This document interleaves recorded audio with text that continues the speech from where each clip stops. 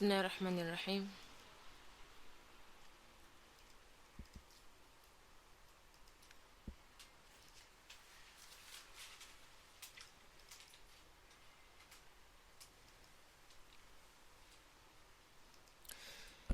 Assalamualaikum warahmatullahi wabarakatuh. Bismillahirrahmanirrahim. Alhamdulillahi rabbil alamin. Allahumma salli wa sallim ala Sayyidina Muhammadin wa ala alihi wa sahbihi fi kulli lahazatin abada arada ni'amillahi wa afdalihi. Allahumma atina min ladunka rahmah wa alimna min ladunka ilma. Subhanaka la ilma lana illa ma 'allamtana innaka antal alimul hakim. Bismillahirrahmanirrahim. نوينا التعلم وتعليم وتذكر وتذكير والنفع والانتفاع والإفادة والاستفادة والحث على التمسك بكتاب الله وسنة رسوله صلى الله عليه وآله وصحبه وسلم ودعاء إلى الهدى ودلالة على الخير ابتغاء وجه الله ومرضاته وقربه وثوابه سبحانه وتعالى مع لطف وعافية برحمتك يا أرحم الراحمين. اللهم إنا نسألك العلم لدنيا ومشرب الصافي الهاني يا وهاب يا غني. اللهم إنا نسألك العلم لدنيا ومشرب الصافي الهاني يا وهاب يا غني. اللهم إنا نسألك العلم لدنيا ومشرب الصافي الهاني يا وهاب يا غني. اللهم صل وسلم على سيدنا محمد وعلى آله وصحبه وسلم. اللهم ألهمنا علما نفقه به أوامرك ونواهيك وارزقنا فهما نعرف به كيف نناجيك يا أرحم الراحمين. اللهم إنا نسألك فهم النبيين وحفظ المرسلين وإلهام الملائكة المقربين في عافية يا أرحم الراحمين. اللهم أغننا بالعلم وزينا بالحلم وأكرمنا بالتقوى وجملنا بالعافية يا أرحم الراحمين. آمين. صلى الله على سيدنا محمد وعلى آله وصحبه وسلم. اللهم إنا نستودعك ما قرأناه وما نقرأه في هذا المجلس وما قبله وما بعده فاحفظه علينا حتى ترده إلينا وقت احتياجنا إليه يا أرحم الراحمين. اللهم أكرمنا بنور الفهم وأخرجنا من ظلمات الوهم وافتح لنا أبواب رحمتك وانشر علينا حكمتك يا أرحم الراحمين. آمين. وصلى الله على سيدنا محمد وعلى آله وصحبه وسلم. اللهم يا من مقاليد الأمور كلها بيده وإليه يرجع الأمر كله يا فتاح يا عليم يا فتاح يا عليم يا فتاح يا عليم افتح علينا فتحا قريبا. وصلى الله على سيدنا محمد وعلى آله وصحبه وسلم. بسم الله الرحمن الرحيم. رب اشرح لي صدري ويسر لي أمري واحلل عقدة من لساني يفقه قولي وسد لساني واهدي قلبي وافعل كذلك بأحبابي أبدا وارزقنا كمال فتوح العارفين والفقه في الدين مع كمال الإخلاص واليقين والعافية والغنى والنصر والحفظ والنفع والانتفاع وخير الدارين وعلوم الأولين والآخرين. آمين. وصلى الله على سيدنا محمد وعلى آله وصحبه وسلم والحمد لله رب العالمين. الفاتحة. أعوذ بالله من الشيطان الرجيم. بسم الله الرحمن الرحيم. الحمد لله رب العالمين الرحمن الرحيم مالك يوم الدين إياك نعبد وإياك نستعين اهدنا الصراط المستقيم صراط الذين أنعمت عليهم غير المغضوب عليهم ولا الضالين. آمين. Alhamdulillah, Alhamdulillah, Alhamdulillah, Alhamdulillah. Last week we didn't do this book, right? Did we? I think we were doing the other book, correct? Because I wasn't very well at all last week. So I think I hadn't prepared the lesson, so I just did the other book only, correct? If I'm not wrong.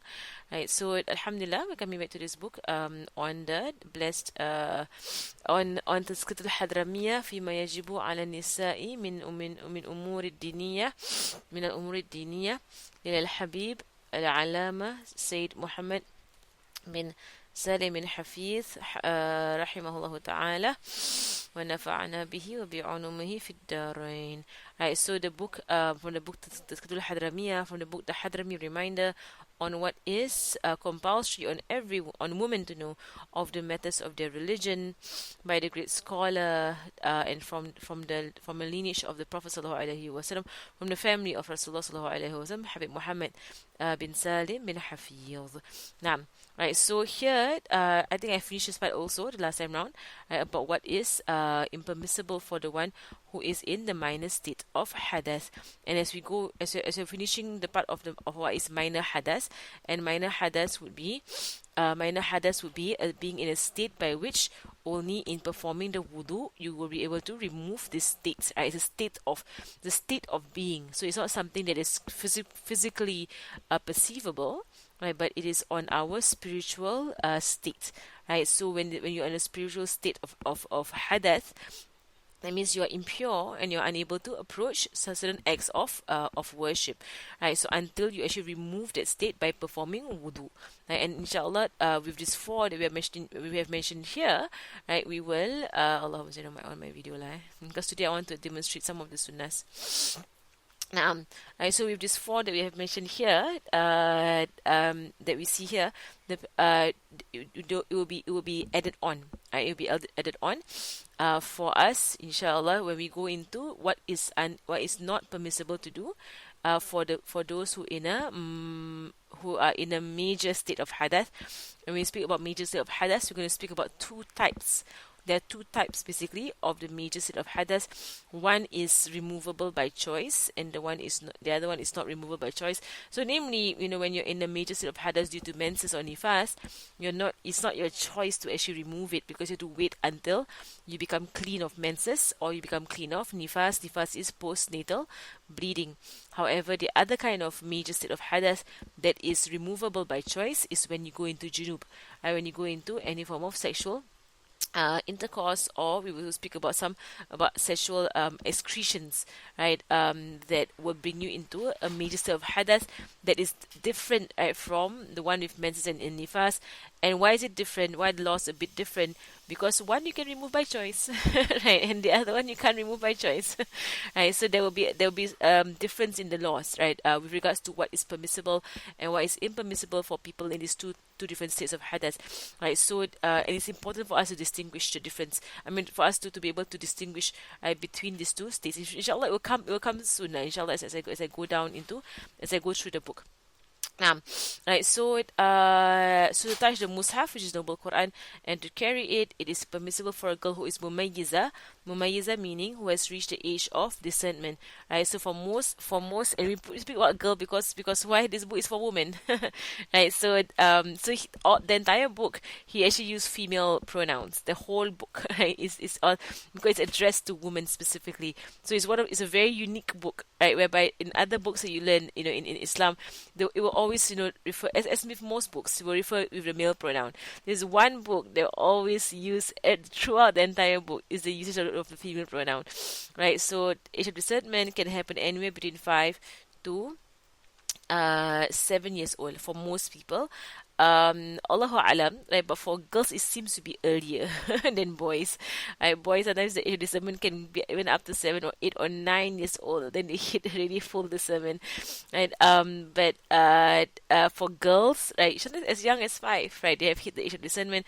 I'm not sure if I went through in this class I think I must have gone through when I went through the conditions of wudu, correct? On how do you know if a child has reached the age of discernment. Right, I think I've gone through the indications, right, as to, because it's not as clear as puberty. Right? Puberty is clear. You know someone has come into puberty clearly, with menstrual blood coming out of her, right, or by her having a wet dream, right, or by Allahumma salli ala Muhammad, even hair growth, right? Hair growth is a form of puberty, yeah? Hair growth on body parts that whereby hair is only there as adults, right? So so for women, right, it will be under the armpits and also between the legs, right? For men, right, hair growth on the face facial hair growth, as well as also under the armpits and between the legs. This is actually something that the scholars have said to be a sign of puberty. Sometimes people don't get, they don't actually have menses, or not to get, don't get a wet dream, right? But they actually have hair growth, right? In some of these places, and so when if a girl were to notice that under her armpits there's hair beginning to grow, that means she has reached puberty, right? And sometimes it might be that because they don't even realize they actually had a wet dream. So the hair growth will be indicative. They have actually reached puberty. And of course, the fourth way of knowing someone has reached puberty is when they complete 15 years of age according to the Islamic calendar. Right, according to the Islamic calendar. So puberty is easy for us to know if someone has, or for a person to know if they have come into puberty or not. Right, Dissentment, right, or mumayyiz, the tamiz, age of tamiz, right, that was a bit more, it's because there's an entire spectrum of tamiz, right, so it's a bit more difficult, right, to actually ascertain if a child has reached the age of tamiz, right, but what the scholars will say, and I think I've gone through this earlier on, through this revision, right, that what makes a child mumayyiz, right, or having reached the age of dissentment, is first and foremost able to eat themselves without making a mess. And what this means is that you can actually hand them a bowl of soup, for example, and not be bothered that they're going to make a mess. Right, so if you realize you can start doing this for a child, then the child is mumayyiz, and or child has reached a level of tamiz. Right, so it's like basically you're handling the child like how you would handle an adult. Right, you're handling a child like how you would handle an adult, in that way. Right, so you give them a plate of rice, a plate of noodles, of soup, and give them spoons and a fork, and you know they will not make a mess in it. You can even give them ice cream, and you know they will not drip it all over themselves. Because they are like how you give an adult an ice cream cone. You won't like, do you need a bowl? You will say to an adult, right? You need a bowl to hold the ice cream so it will not drip on you. Right? I mean, for adults, you should know how to eat it, right? Subhanallah. The second sign is that they are able to tell their right from their left easily, right, without having to be reminded where is right and where is left. And then third one is that they are able to engage in a like an in-depth conversation. So not something childish or superficial, but you can actually discuss things with them. So basically, they're small, they're like little adults, right? Like little adults, right? They've reached an age whereby you can actually reason with them. That's the main thing about the tamiz age. They can actually reason. Right, so you say to them, you see what the consequences of this or what you have done. Right, can you see that if you were to do this, is what was going to happen? Right, can you see? Do you see the wisdom behind this? Other kind of statements, right? If you can say these kind of statements to your child, then there's high chances that they have already reached the age of tamiz. But if you're unable to say these kind of statements, right, to your child, right, then it is high chance that they have not reached the age of tamiz. Like you would, and we know younger children, you try and reason with them. The more you try and reason with them, the more unreasonable they become, right? So subhanallah, so that they're not in the age of tamiz. And of course, the last one is they're able to go and handle all their toilet matters themselves without you having to check on them. Right, so basically like little adults. As you don't have to check on your 12-year-old, right, if do they istinja properly, or do they have to go to the bathroom or not, right? Because they're 12, they should know, right, to go to the bathroom when they need to go, right? So you don't have to check on them, right? So when you realize you're no longer having to check on this child all the time, with regards to their food and to their bathroom matters, in a sense, and you can even give them like some form of responsibility, and they will carry it out, and they will remember and they will carry it out. Right, these are all signs whereby they have reached the age of dissentment. Right, so it depends lah. Meaning they've left the entire age of being a toddler, right, that cannot handle themselves, to now they're in an age whereby they are able to handle themselves, but they have not reached puberty. Right, so the religion has mercy on them, to give them time, right, to get their religious affairs in order, right, before all things and all obligations in the religion becomes compulsory on them. Right, so up to puberty, subhanallah. Right, so for a girl who is mumayyiza, to have tamyiz is one of the conditions of having wudu.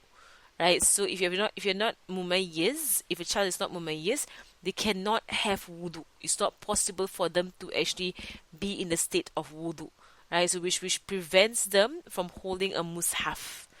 And the sin goes onto the parent who allows for them to carry a mushaf, which is why also on a commentary on that is for us to be more vigilant and not to all this worksheets and papers and books and stuff like that.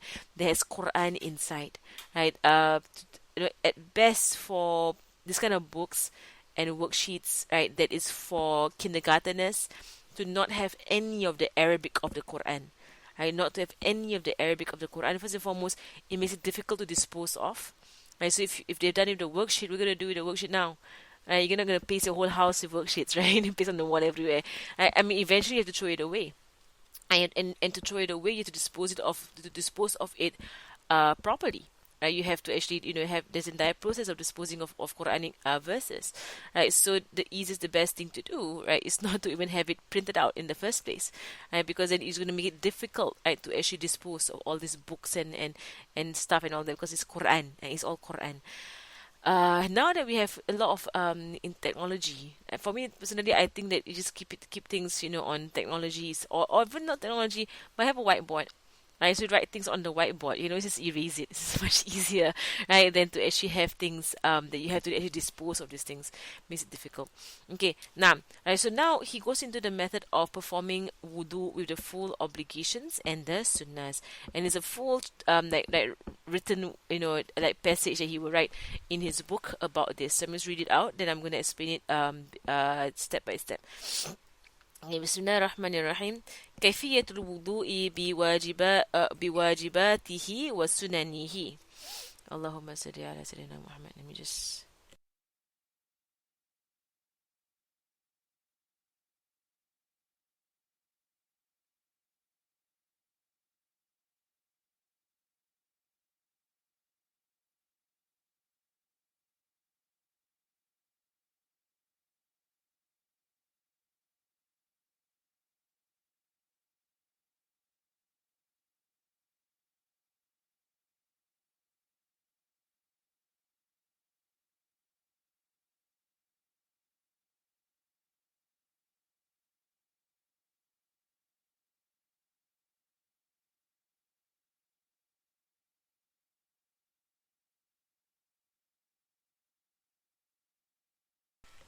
okay. Bismillah. Okay, Alhamdulillah. Naam. Right, so kayfiyatul wudu, right? So it says the method of performing wudu with its full obligation and sunnahs. Kayfiyatul wudu, the method of doing wudu. أن تغسل المرأة كفيها قبل أن تد قبل أن تد تدخل قبل أن تدخلهما الإناء ثم تستنجي إن كان على قبو أو دبر على قبل أو دبر نجاسة ثم تبسمل وتغسل كفيها قاصدة نويت أداء السنن الوضوء ثم تستعمل سواك وتقبض باليد اليمنى واضعة الخنصر والإبهام تحت السواك وبنصر والوسطى والسبابة فوق السواك وتستبدئ وتبدأ بشق فمها الأيمن ثم تأخذ غرفة من الماء وتمضمض منها مرة وتستنشق بباقيها وتفعل هكذا ثلاثا. تمام. I think I've gone through this. I remember I'm going through this, I think. Anyway. So now I'm going to the again now. So for a woman to wash her two hands before dipping them into the container, this is to ensure that there is no najis on your hands, right? So you never know. You never know what's on your hands and what has walked on your hands or where your hands have been when you're asleep, especially. So it's sunnah. Actually, at the point of waking up, it's sunnah to always wash your hands. Even if even if you don't intend to take wudu, right, it's sunnah to just wash your hands at the point of waking up because of really where your hands might be while you're asleep. It might touch your privates. It might maybe touch your mouth, right? Because there is is a type of saliva that is from the stomach that comes out when you are asleep. There is a form of vomit. It's very smelly. It comes from the stomach, right? So, and then it might, you might touch it, and your hands have najis on them, right? So it's possible. It's possible that all these things happen while you're asleep, and there's najis on your hands. So when you wake up, the best thing to do, right? And it's sunnah, right? It's not wajib because you don't know for sure if there's najis on your hands. If you know for sure there is najis on your hands, it becomes wajib lah. It becomes wajib for you to wash your hands. But if you don't know for sure there's najis on your hands, we think that it is possible there could be najis on your hands, then you go and wash your hands. It's sunnah, right? So for a woman, if you want to do wudu, to wash your hands first, and it is on the assumption that she is doing wudu from a container. Right? Most of us don't actually do wudu from a container; we do it from the tap.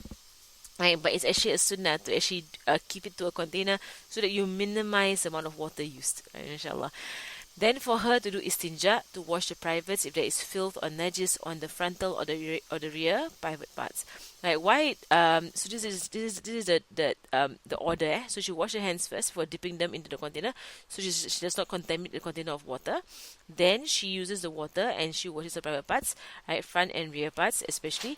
A commentary on discharge. Right? If you have discharge that has come, you have discharge, that has come out, and the discharge, you have identified this discharge to be a najis discharge, right, then it is on you to do istinja. Right, so it's not enough for you to just change the panty liner. Right, if you change the panty liner, there's one thing, but because the najis of the discharge has touched your flesh, or your skin, has touched your skin, so therefore you must istinja. Okay, you must istinja to remove the traces of najis, right, because of a discharge. Then for her to say Bismillahir Rahmanir Rahim if she's not in the bathroom. Right, so if she has left the bathroom and went outside, like in the masjid, for example, the masjid situation, went outside to the tap area, right? Or if you're like in some houses, the tap area is outside the bathroom area, right? So she said Bismillahir Rahmanir Rahim and wash her hands while intending nawaitu ada sunanil wudu. I intend to fulfill the sunnah of wudu, right? So if you want to write it in Arabic, let that be here in Arabic. Nawaitu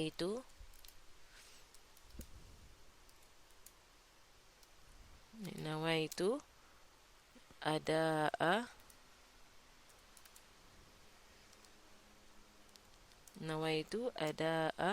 sunan sunanil wudu.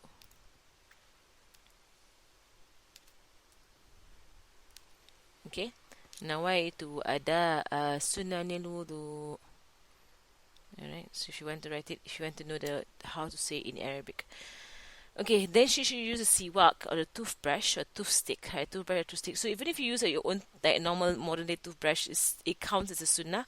It counts as a further sunnah if you use the siwak, that's this kind. Right, a toothstick kind of siwak. Right, so there is a further sunnah, right, to do that. Taking it with your right hand, so take it with your right hand and holding it the thumb and the pinky finger beneath. So the thumb beneath it, the pinky finger beneath it, the tree above. Right, so the pointer and ring finger is above the stick. Then to start the right side of your mouth and do the siwak. There are two ways of doing the siwak. One way is to do this. You go from the right side of your mouth and you actually go from right all the way to the left and you go in a circle. Right, that's one way of doing it. To go in a circle 3 times like this. Right? If you don't want to do it that way, you can start in the center, right, and move towards the right. Then you go in a figure of 8. You see this, Right? It's like that. Okay? You go in a figure of 8. Okay. 3 times. This is done if there's nothing in your teeth that needs to be cleaned out. If there's something in your teeth that needs to be cleaned out, then clean it out. Right? So if there's like food stuck or particles or whatsoever, so you use a siwak and you clean it out, you push it out, right, with the siwak. Okay, but if you see your teeth, they're clean. There's nothing stuck on your teeth, right? And then to do this is for barakah, like for reward and for blessings. Like that the Prophet ﷺ loved to do siwak, and after you do it 3 times, right, and then you go to the tongue, right, and you tulan, and you rub it against the tongue 3 times, like that. 3 times. Right? There's a hadith where Rasulullah Sallallahu Alaihi Wasallam said that brushing the teeth, when you brush your teeth, do it sideways, left to right, and when you clean your tongue, do it um, uh, lengthways, tulan, and ardan wa tulan. Right? You do it up and down. Okay, right? So Allahu alam, right? Because you've always been taught when you brush your teeth, do it up and down. Then now they say do it round and round. Right? When we were young, they kept saying do it up and down, up and down, up and down, and now they're all saying do it round and round. I think they do it this way, round and round. Right? The sunnah is side to side. The sunnah is side to side from our Prophet Sallallahu Alaihi Wasallam. He has said that. Right, so there was once I got a siwak as a gift from someone, and then on the package of the siwak there was instructions, right, on and the person the people who were producing it, may Allah reward them on their effort, but they put, to brush the teeth up and down, right, with the siwak. Right, so I actually wrote into them. I actually wrote into them and said that to them, that, and I gave them the hadith lah. Gave them the hadith, and I told them that this is the hadith. The hadith goes side to side and not up and down. So they were like, oh, they never realized that this. And then I was, yeah. And most people didn't realize that the sunnah is of brushing your teeth is side to side and not up and down. Okay. Then they should use a siwak, a toothbrush, taking from right hand and so on, and then start from right side of the mouth, as I have shown. Then take a handful of water, right, and gargle it with one time, and to gargle with it one time, and to sniff the rest of the nose, with the same scoop of water. So you take the scoop of water, you go, right, some into your mouth, you gargle it to the back of your mouth if you're not fasting, to the back of your mouth, and you throw it out. Don't swallow it, to the back of your mouth and throw it out. Then with your nose, you sniff up the rest of it, right? And then so with your left hand, you throw it out. So right hand is to take it, and then you throw it out. Okay, it takes some skill to do it like that, in that way. Of course, it's a sunnah way of doing it, because it will have you use minimum amount of water, right? But if you, for the life of you, you can't do it, or your hand's so small, right, that you take a handful of water, by the time you put in your mouth and you throw it out, there's no water left for the nose, right? So that your hand just can't hold water properly, right? So you take again lah, just take water again, no problem. Right? Think about having a container that I realized, even if you have a gayung, this kind of gayung, right, is that it allows you to do a lot of sunnah, When you don't have a container, what I realize for myself lah, that when I don't have a container next to me, like a gayung, I hope you all know what is a gayung. You all know what is a gayung. Most Singaporeans should know what gayungs are, right? I don't know. I don't know what is it in English, right? But this thing this scoop thing, and that you can find in most toilets, is like this, and then it has like a handle like that. It's called a gayung. Okay, I don't know what it's called in English. Scoop. Is it called a scoop? I don't know. No, because we do have converts here, so I'm trying to include the converts. So I hope I'm talking to the Malays. I'm not talking to the Malays when I mention Malay things. I'm talking to converts. So the converts, which is why I try to be more mindful and to always translate into English if I do use a Malay word that is more common amongst the Malays, right? So so it's this is basically a gayung lah. I don't know if it's in English. Is there an English word for it? Scoop. It's called scoop. It's called a water ladle, water dipper. Okay, but it's Asian lah. I guess if you're Asian, you should know what it is lah. If you're Asian, it's something that's common in our culture. So basically, if you have a gayung, right? I'm just gonna use gayung for now on, gayung. Right, so if you're gayung, a water ladle, right? It's very useful if you want to do your wudu with this, right? So you fill it up, keep it to the side. It helps you a lot with a lot of sunnah things. It helps you a lot with sunnah actions. So like for example, you see, and later on I'm going to speak about the ears also. It will help you, because for me, if I don't have my gayung around next to me, I will feel like I'm wasting so much water when I do all the sunnahs, because the tap is running, right? And if you want to like off a tap, on a tap, off a tap, on a tap, like it will take you a lot of time. And also you still feel you're wasting a lot of water lah, right? So like if you're gonna on a tap and then off a tap and do your mouth and nose thing, it's easier if you have a scoop next to you. Right? Just dip your hand in the scoop, right, and then do the mouth and nose thing. right? And you dip your hand in the scoop and do the mouth on the thing. It takes very quick. It's very quick to do that, right? As opposed to oning and offing the tap over and over again.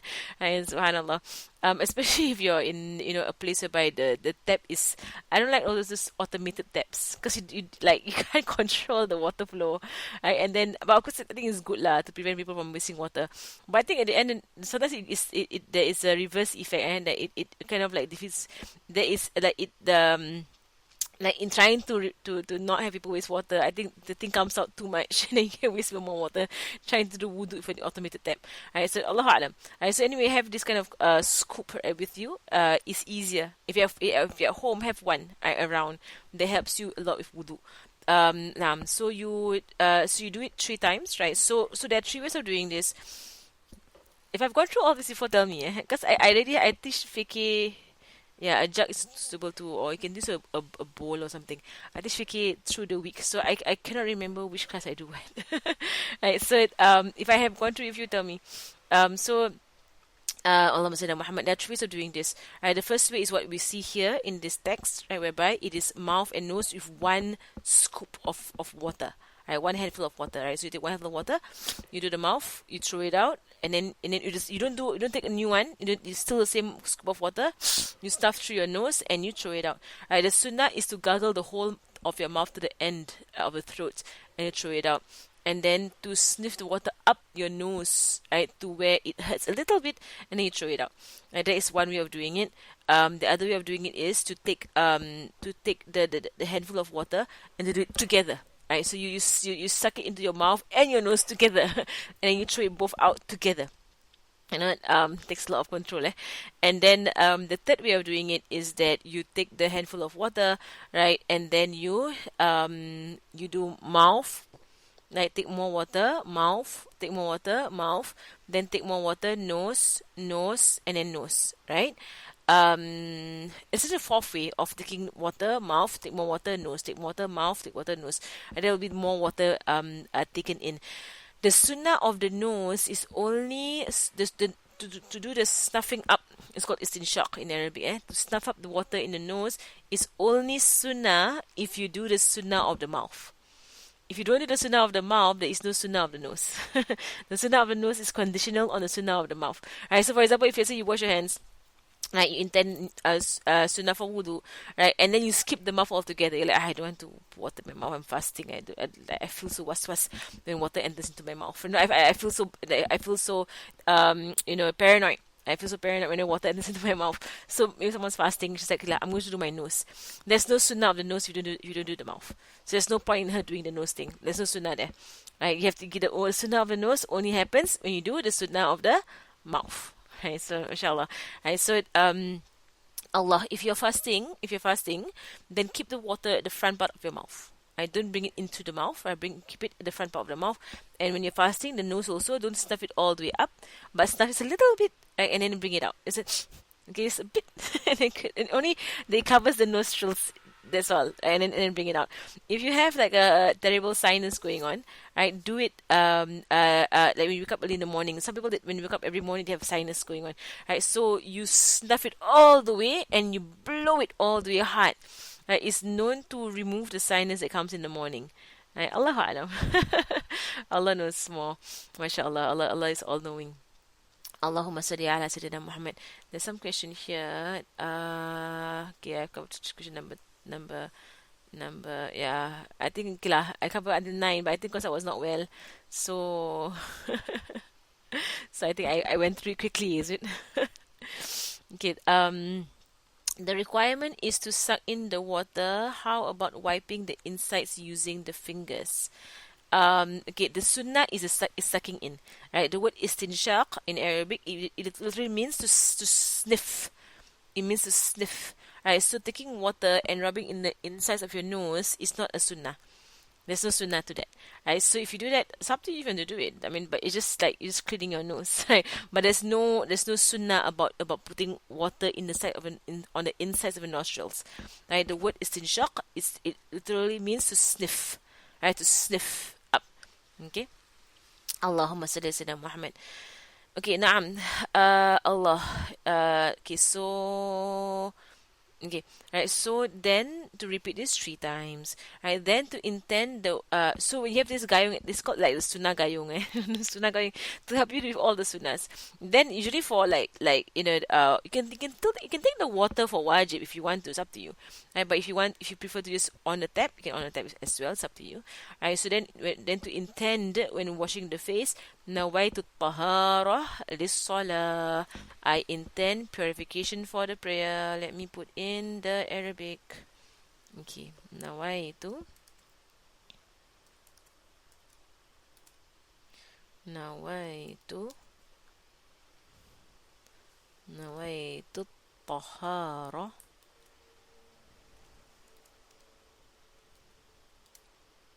taharata lis-salah.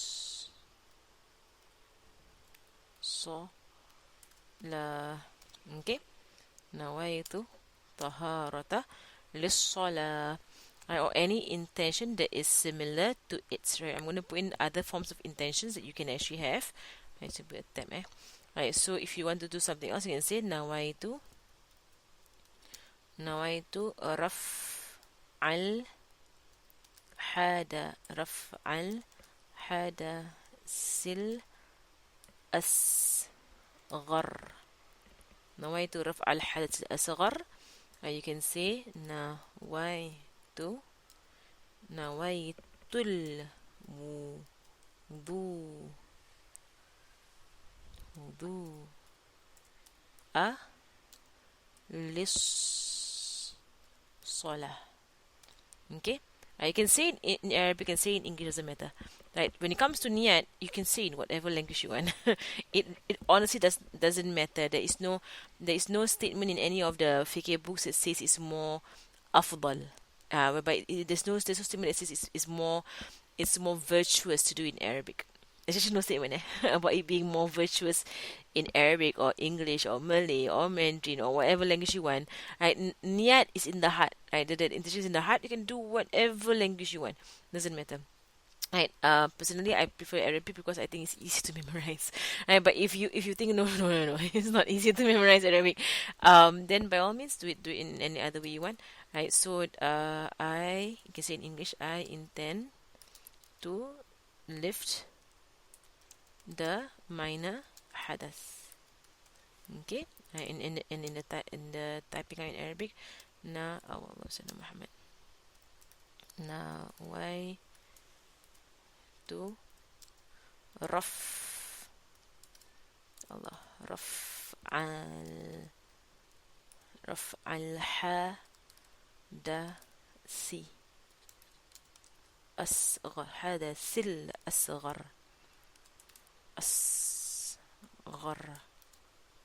Okay, nawaitu raf al hadathil asghari.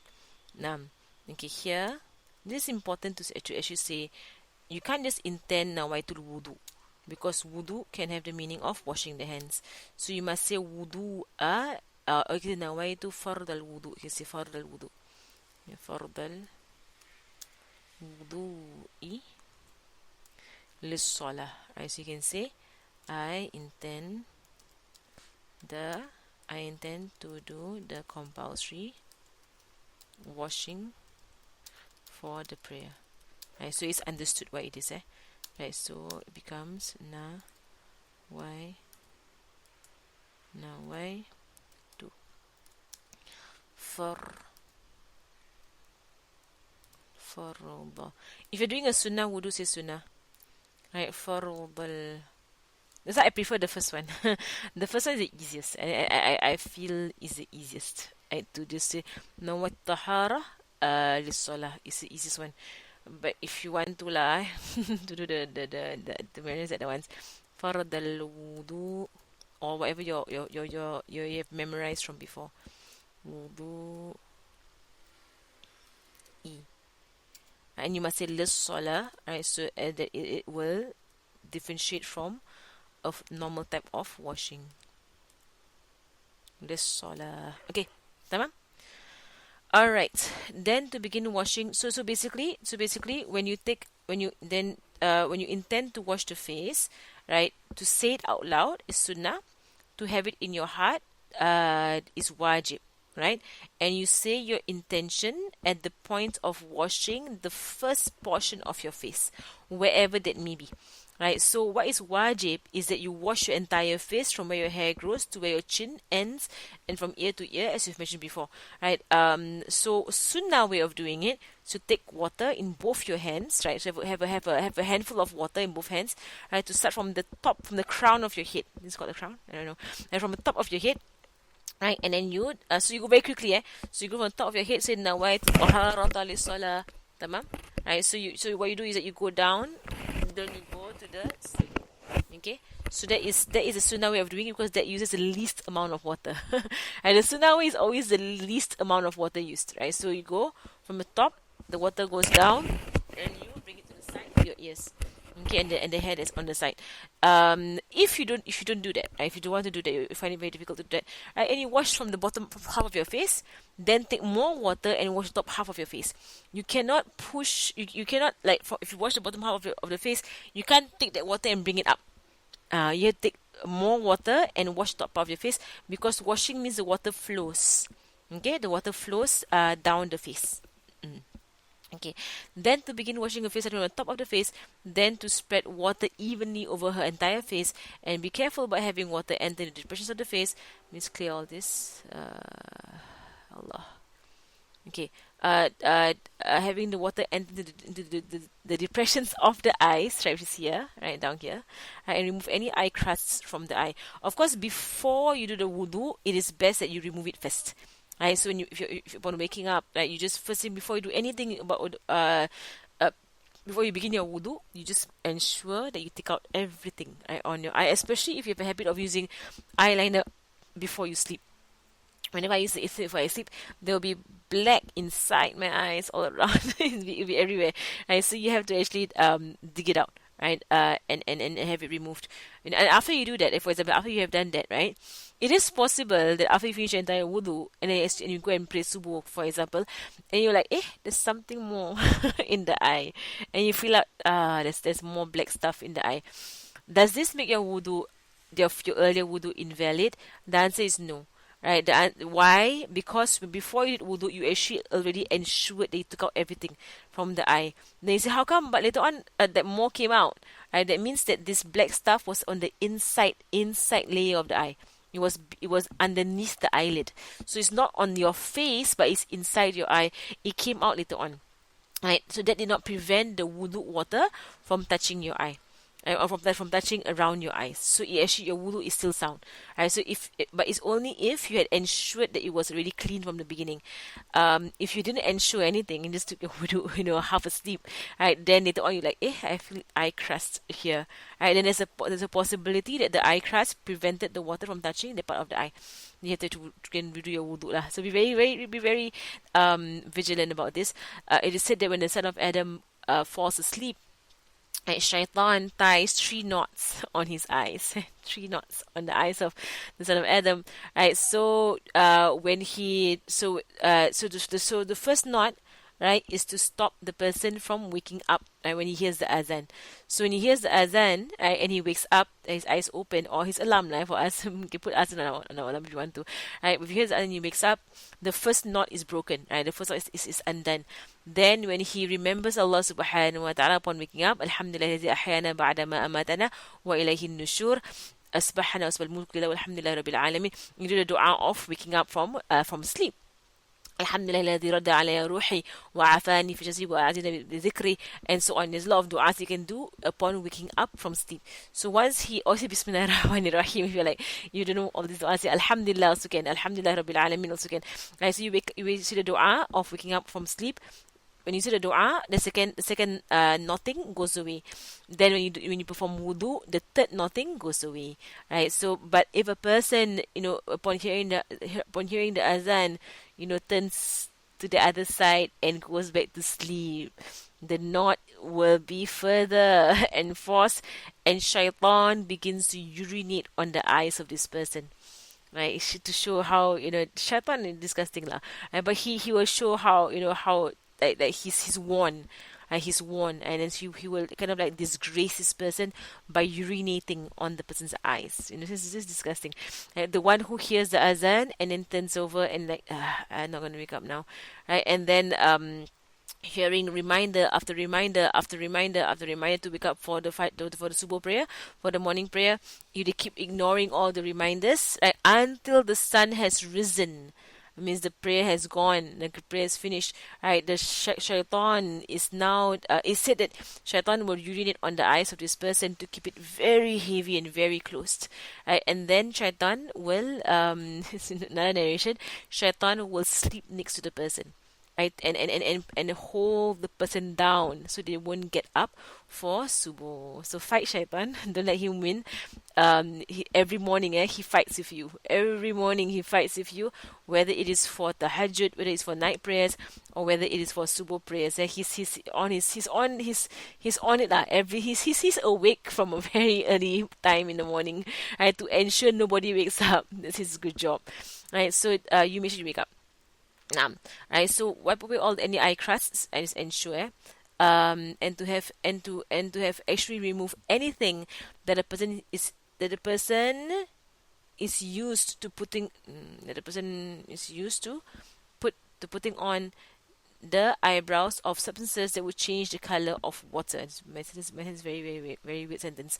Okay, to remove anything, to have actually removed anything that the person is used to putting on. Right, that means it's your habit lah. In putting Allah.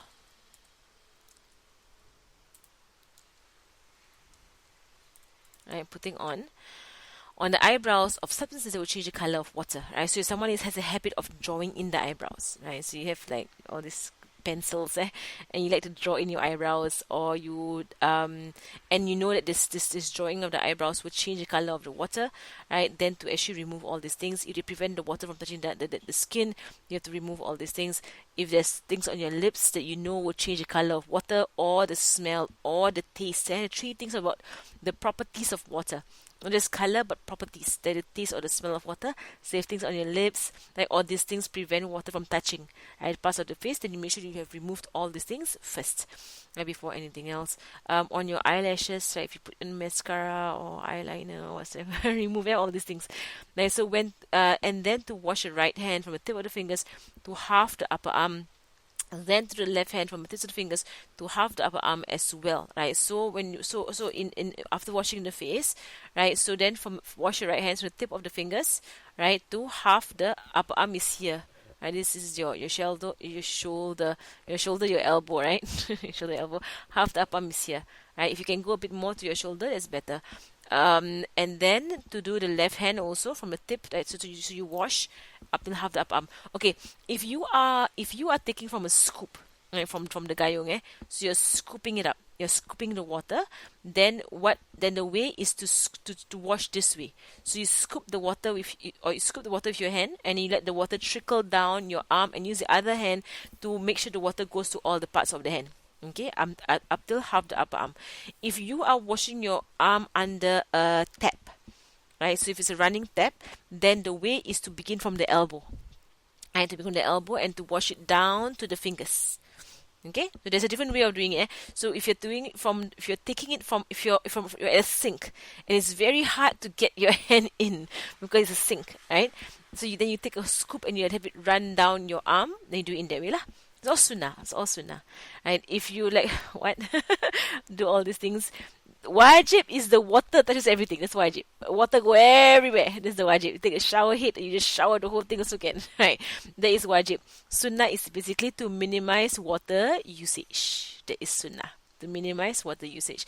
So if you're in a sink, you take a scoop of the water and it trickles down the arm. Use the other hand to wipe it all around, right, until it goes there. But if you're under a tap that is running to the floor, it's kind of like in the shower area, and the tap goes down to the floor straight, then you wash from your elbow down to the tips of your fingers. If you want to go the other way also, it's up to you, right? There's no as long as the entire hand is washed lah. Mashallah. And to do takhallul, which is to place the palm of the left hand on the back of the right hand with fingers interlacing, and to run the left fingers between the right fingers, then to flip the position of the hands likewise the right palm on top of the back of the left hand. What does this mean? Okay, right hand, right, left hand, okay, left palm on right hand, okay, left palm on right hand, fingers interlacing. Okay, you have interlaced your fingers. Right, run it through. Right, one time, just one time. Run it through, one time. Then flip. Right hand on left hand, fingers interlacing. Run it through. Dah. Okay, one each. Sunnah is called takhallul. Right, takhallul means to go between the fingers. Okay, about ring. If the ring, for wudu, the sunnah, right, is to actually move the ring back and forth. Move the ring back and forth. Sunnah. Okay? If the ring is loose, you don't even have to do anything at all, because the water just go through anyway. Right? But if the ring is tight, right, on the finger, then to move it back and forth. To just like, in a sense, go back and forth between the knuckles and the end of the hand, like that. To go back and forth.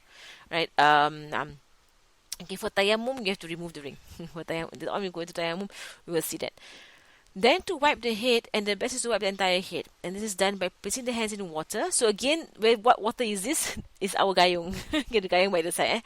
So now, for the face and for the arms specifically, I will always do it under running water, because of this, to avoid water from being used water. Right, so once you've finished washing your arms, sit down, you're safe. Right, so you can go to the gayung, right, to the scoop, and then you can just take wet your hands. You're not going to scoop water up. For the head, there is no pool of water in your hands, right? But it just wets hands. So you dip your hands in the gayung, right? You dip your hands in the gayung, and then, right, this is done by placing the hands in the water. Hands are wet now, right? But they're not carrying water; they're just wet. Then to place the thumbs on the temples, right here, right, or actually, in fact, closer to the ears, here. Okay, right. So you can put it here. But temples is wrong now. Temples. Okay. What do you call it? Is basically the ear, the skin, the flesh at the ear. The ear, the ear plugs. What's it called? That thing there. There's a name for it again. The ear thing. The ear, arms on the ear, the tiny ear flesh. Let me see if anyone has the name for it. What's it called? The lobe. Not lobe. This one. Let me draw. And I'm drawing. There's the Arabic has all the names for it, but I don't know what is it all in English. Okay, this is the ear, right? This is your earlobe, where your earring sits, right? This part down here, where you press on to close your ears. This flesh you press on, right, to close your ears. This part is part of your face, right? This thing here, right, is part of your face, right? It's attached to your face. What's it called? Okay, the ear tragus, mashallah, tragus. I hope I'm pronouncing it correctly. Tragus. So Asian in the pronunciation, mashallah. Okay, so you're putting your thumbs on the ear tragus, which probably, if this book is printed out, nobody will know what it is. What ear tragus? Ear tragus, the small piece. Piece of flesh. The small piece of flesh, right? That is connected to the face and closes the ear when pushed on. Okay, right, when okay lah, pressed. Hopefully people understand what it is, or draw a picture. Tragus, this one. Okay, so then place the thumbs on the ear tragus, right, and the tips. So you basically put it there, here, okay, right, and tips of your fingers. So if you do this, it will exactly reach, right? Your fingers will exactly reach the tips of the fingers on the hairline. Then run the entire thing back your head to the nape of your neck. Right, if you have a ponytail at the back of your head, then run your hand through the ponytail. Okay, so run through of your long hair, then go to the ends of it. Okay, the ends of it. Then to actually, your hand is still on the tragus. Then you go back. So you're going to go back and you're going to go back. Okay, right. So So I will demonstrate. Here, all the way back, right, all the way back, and then the yes. Okay. Right. So again, right. So the full sunnah. We're doing full sunnahs, right? So wajib easy. Wajib just like that. Done already. Yeah. Just put the finger in. You're done in the wajib, right? But if you want to do sunnah, let's go all the way back, all the way front, and then do the ears. Okay, 3 with the head. 3 ears, 3 wipings of the ears with the head. Right, the nape of the neck and then go backwards. Then to wipe the ears and lobes with fresh water by dipping the hands in water. Then to insert the tips of the pointer fingers into the ears and run them along the fold of the ears, and then to use the thumbs wipe over the outer curve of the ears, and then to wipe the whole ear with the wet palms. Okay, this will be our 9 wipings of the ear. Right, 3 come so that altogether the ear has how many? 15. There are 15 wipings of the ear. 3 come with the face. Right, so when you wash the entire face, sunnah to wipe the ears as well. 3 come with the face when you wash the tree with the face 3 times. 3 comes with the head when you wipe the head 3 times. You also do a wiping of the ears. So that's 6. Then 9 comes with the ear itself. And the reason why there's all these wipings of the ears is because of the first opinion that the ear is part of the face. Right, the ear is an organ that's part of the face. So in washing the face, there should be a washing of the ear. Right, so in the Shafi'i mazhab, the ear is not part of the face. But because another mazhab says that the ear is part of the face, it's sunnah to wipe over the ears. Sunnah. Okay. Another opinion says the ear is part of the head. Right, the ear is part of the head. Right, so in wiping the head, right, you have to wipe the ears as well. Right, because the ears are part of the head. Right, so the Shafi'i mazhab was the ears are not part of the head, but then to honor another mazhab, sunnah. Right, sunnah to wipe the ears together with the head. The Shafi'i mazhab considers the ears to be an organ by itself. It's not part of the face, not part of the head. It's an organ. It is an organ that is mustaqil min nafsihi. It's an organ that is by itself, right? So which is why there is a wiping of the ears that is not connected to the head, not to the face. Right. So the 9 wipings of the ears, Okay. First one, I hope you can hear me. Right. First one is there. Okay. So the whole hand dip the hand in the gayong. So now you realize how useful the gayong is, The gayong is basically there to help you do all the sunnahs. So you dip your hand in the gayong, right? So then point the finger 1, right, 2, dip 3, right? Every time you're washing, you dip it. Then you dip, okay? And then dip your fingers and your thumb, right? Your finger here, your thumb runs along the outer curve of the ear. Dip the 2 of them again. Finger here, thumb runs around the outer part of the ear.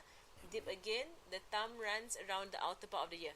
Now dip like the palms. 1, dip 2, dip 3. Okay. If you have a running tap, a lot of water is wasted if you do this kind of thing, right? Because the whole time the water is running the entire time. And so it's a good idea to have a gayung right next to you. Okay, then wipe the neck. Right, this one is, I will say, 1 time. There is no sunnah of wiping the neck 3 times. Sunnah of wiping the neck 1 time. Right, so how do you wipe the neck? You go from the back. Okay, so then again with the dipping, So all the sunnahs use your gayung, your sunnah gayung. Right, so you have the gayung and you go from the back to the front. Okay, wiping of the neck from the back to the front. Then to wash the right foot from the tips of the toes to half the calf, and then to the left foot. Sunnah. Right, wajib is up till the ankle, as we know.